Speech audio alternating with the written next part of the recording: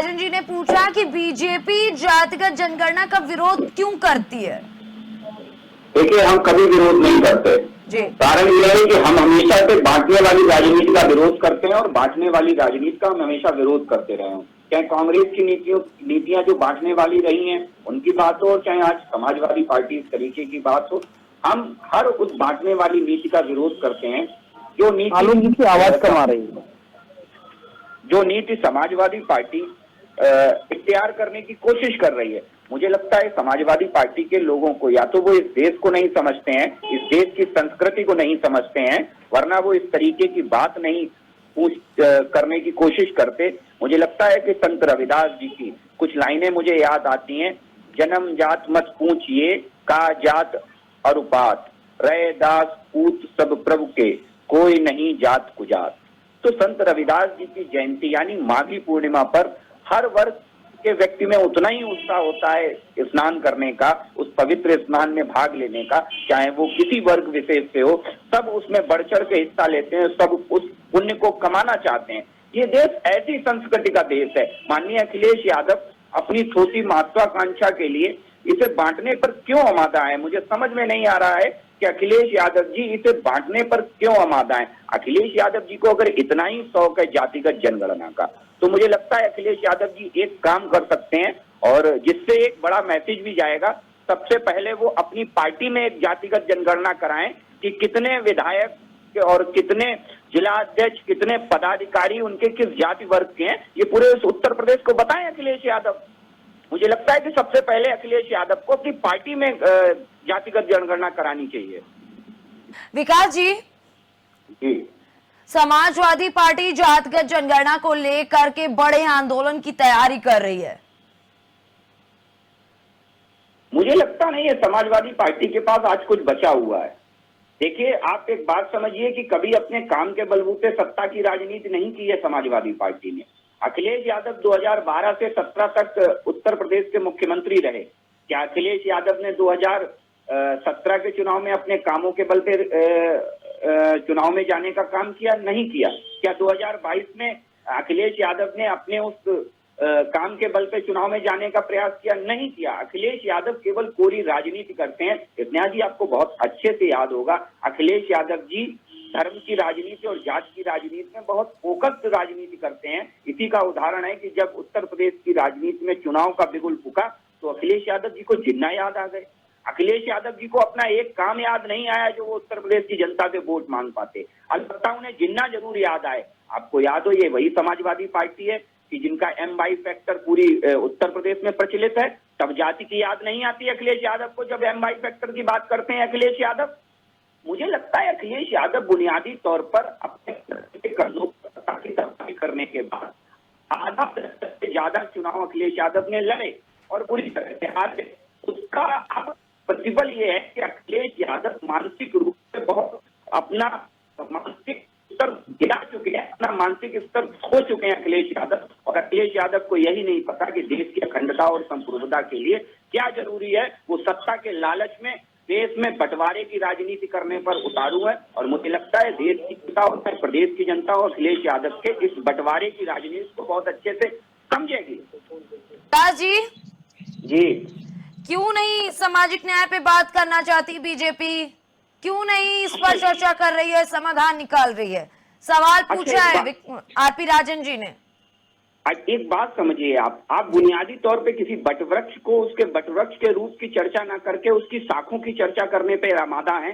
माननीय अखिलेश यादव जब सत्ता में रहे तब कितना इन्होंने जाति की बात की, जातिगत जनगणना की बात की। इससे पहले माननीय मुलायम सिंह यादव जी जब सत्ता में रहे तब कितना इन्होंने जातिगत जनगणना का ख्याल आया। आज जब सत्ता से दूर हुए तो इन्हें जातिगत गणना केवल एक राजनीतिक मोहरा है, राजनीतिक रास्ता है सत्ता तक जाने का। ये बात स्नेहा जी हम सबको समझ में आती है और उत्तर प्रदेश की जनता को भी समझ में आती है। अखिलेश यादव जी की पार्टी के 75% से ज्यादा जिला अध्यक्ष उनकी जाति वर्ग के आते हैं, उनके सर नाम के आते हैं। ये स्नेहा जी कड़वा सच है अखिलेश यादव जी की पार्टी का। अखिलेश यादव जी की पार्टी का ये भी कड़वा सच है कि माननीय दलित की बेटी जब बहन मायावती की इज्जत तार तार करने पर उमादा से अखिलेश यादव की पार्टी के गुंडे, तब उनकी इज्जत बचाने वाला कौन था?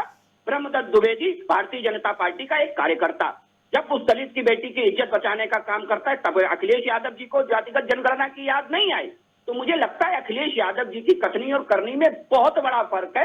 और मुझे लगता है राजनीति, मैंने हमेशा से कहा है, समाजवादी पार्टी के अंतिम सुल्तान साबित होंगे अखिलेश यादव जी। अगर अखिलेश यादव जी वास्तव में हितैषी हैं तो कल इस्तीफा दे करके ये घोषणा करें। सवाल का जवाब दे दीजिए पांडे जी, सवाल का जवाब दे दीजिए, जो पूछा उसका जवाब दीजिए। का व्यक्ति होगा, क्योंकि जवाब भाजपा के पास नहीं है, लौट पौट कर आप वहीं जाओगे। समाजवादी की सरकार में सामाजिक न्याय की बात होती थी, सामाजिक हिस्सेदारी की बात होती थी।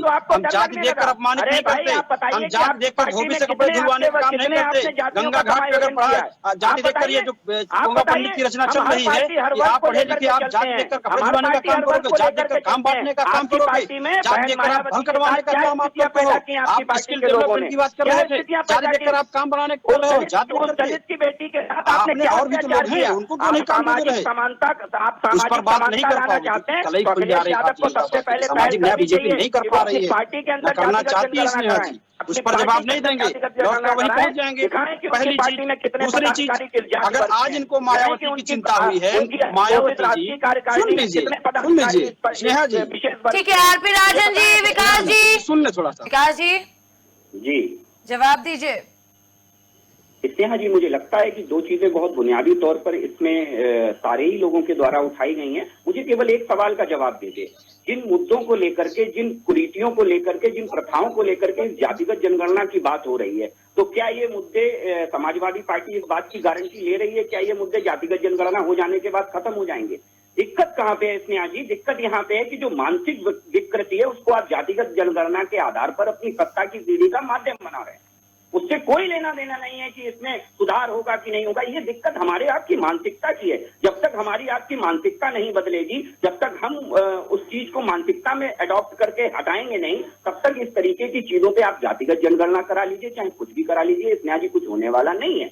वास्तविकता में हमें इन चीजों को स्वीकार करना पड़ेगा। और रही बात जहां तक इस बात की कि जब मुख्यमंत्री आवास को धुलवाने की बात, तो स्नेहा जी बहुत ईमानदारी से मैं कहूंगा, अगर भ्रष्टाचारियों के कदम जहां पड़ेंगे वहां धुलवाए जाएंगे, और जहां दंगाइयों के, दंगा कराने वालों के कदम पड़ेंगे वहां धुलवाए जाएंगे। इसमें जाति का कोई रोल नहीं है। इसे जातिगत जोड़ने की कृपा ना करें मेरे समाजवादी पार्टी के साथी। इसमें जाति का कोई उद्देश्य नहीं है। माननीय प्रधानमंत्री देश के नरेंद्र मोदी जब उन सफाई कर्मियों के पैर धोते हैं तो फिर मुझे लगता है कि देश के हर उस आदमी को गर्व होता है जो सनातन संस्कृति को आगे बढ़ाने का काम करता है। अभी हमारे एक सामाजिक कार्यकर्ता पैनलिस्ट बैठे हुए हैं, उन्होंने बड़ी अच्छी बात की कि हम जब अखंड भारत की बात करते हैं तो उसमें ना ब्राह्मण होता है, ना क्षत्रिय होता है, ना वैश्य होता है, ना शूद्र होता है, ना यादव होता है, ना ठाकुर होता है, ना कोई होता है। तब हम बात करते हैं सनातन संस्कृति की। आप देखिए माननीय योगी जी ने उसी को आगे बढ़ाया है। और सनातन संस्कृति में कोई जाति व्यवस्था नहीं है।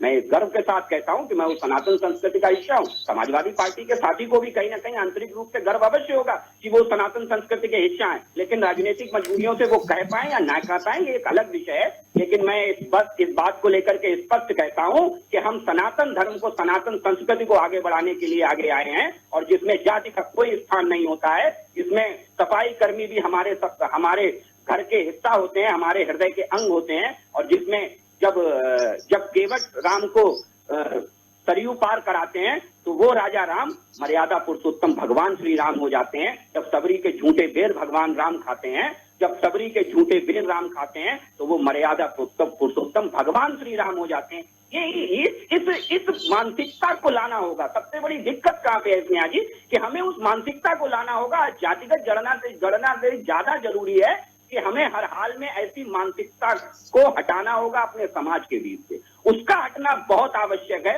जब तक वो मानसिकता नहीं हटेगी तब तक आप कितनी भी जनगणनाएं करा लीजिए। हाँ, राजनीतिक दलों के लिए सत्ता का माध्यम हो सकता है, लेकिन सत्ता के माध्यम से किनारे हटना पड़ेगा। इसे बड़े दृष्टिकोण में, व्यापक दृष्टिकोण में देखना पड़ेगा। सत्ता 5 साल की होती है, धर्म और देश युगों युगों तक चलने वाली चीज है। सुन लीजिए विकास जी, आदरणीय अखिलेश यादव जी पर एक मुकदमा नहीं है, एक भी मुकदमा नहीं है। दंगा आदरणीय मुख्यमंत्री योगी आदित्यनाथ जी के ऊपर दंगा फैलाने के मुकदमे हैं। मुख्यमंत्री जी खुद दंगाई थे, अपने मुकदमे वापस ले लीजिए। सुन लीजिए, आप बोल रहे थे मैं बोल नहीं रहा था, क्योंकि सुनना नहीं चाहते हो, सच्चाई सुनना नहीं चाहते हो। जाति अपमान करने का काम आप लोग करते हो। इतनी घृणित मानसिकता है भारतीय जनता पार्टी की, जो अपमानित करने का काम करती है, शूद्र समझ करके, दलित समझ करके, बैकवर्ड समझ करके, कालिदास मार्ग को, कालिदास समाज को खुला गया, उनको शर्म नहीं आ रही थी, आज बता रहे हैं। आप बताइए ना सफाई कर्मी में, आप बताइए गंगा घाट जब एक जाति के लोगों को केवल जाति के हिसाब से उनको कपड़े उठा के फेंकने का, गंदे कपड़े फेंकने का काम दिया जाता है, और जो है कर्मकांड कराने का काम केवल एक ही जाति के लोगों का जाति देख करके होता है। मैं पढ़ा लिखा काबिल, तो मैं क्या कर्मकांड नहीं कर सकता, नहीं करने दिया जाता है, अपमानित किया जाता है शूद्र। जी जवाब दीजिए। देखिए, मैंने बुनियादी तौर पर 2-3 सवाल छोड़े थे, राजन जी शायद उन्हें या तो सुन नहीं पाए या वो जवाब देना नहीं चाहते थे। मैंने एक सवाल ये छोड़ा कि क्या समाजवादी पार्टी अपने यहाँ पे एक बार जातिगत जनगणना कराएगी, पार्टी के अंदर कराएगी या नहीं कराएगी, इसका जवाब राजन जी बेहतर तरीके से दे सकते हैं।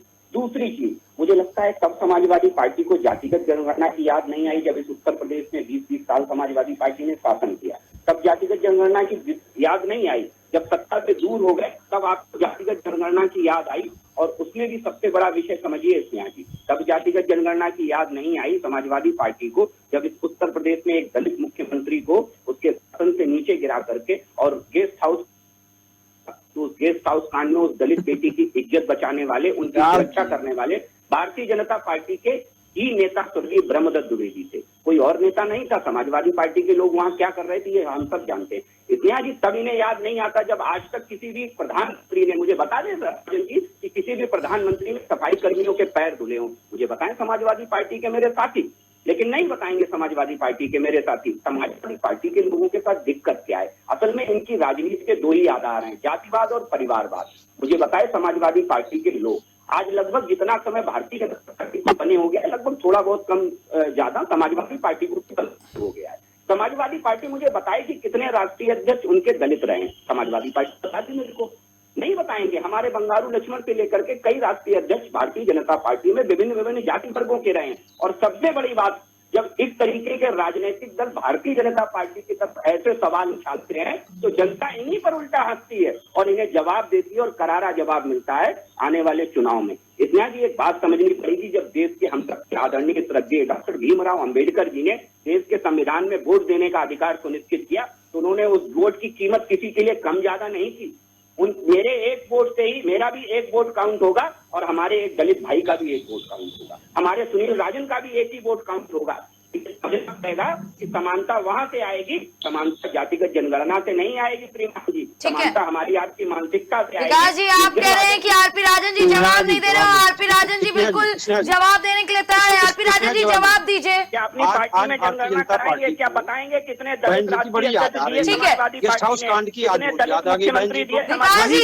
है, देखिए, बुनियादी तौर पर सवाल ये है कि जिन कुरीतियों और जिन व्यवस्थाओं की वजह से जातिगत जनगणना का सहारा लेकर के सत्ता की सीढ़ियों की राह तराश रही समाजवादी पार्टी, इस बात की गारंटी कोई भी देश में नहीं दे सकता कि वो चीजें खत्म हो जाएंगी जातिगत जनगणना से। असल में वो मानसिकता की विग्रह का कारण है, उसमें मानसिकता का बड़ा इन्वॉल्वमेंट है। सबसे पहले हमें उस मानसिकता को चोट करनी पड़ेगी। उसी का एक कारण था कि देश में पहली बार देश के प्रधानमंत्री ने सफाई कर्मियों के पैर धुले। ये बिल्कुल स्पष्ट मैंडेट था, स्पष्ट मैसेज था भारतीय जनता पार्टी का देश में ऐसे लोगों के लिए, ऐसे सामंतवादी लोगों के लिए जो एक मानसिकता से ग्रस्त है, चाहे वो किसी जाति वर्ग के हों।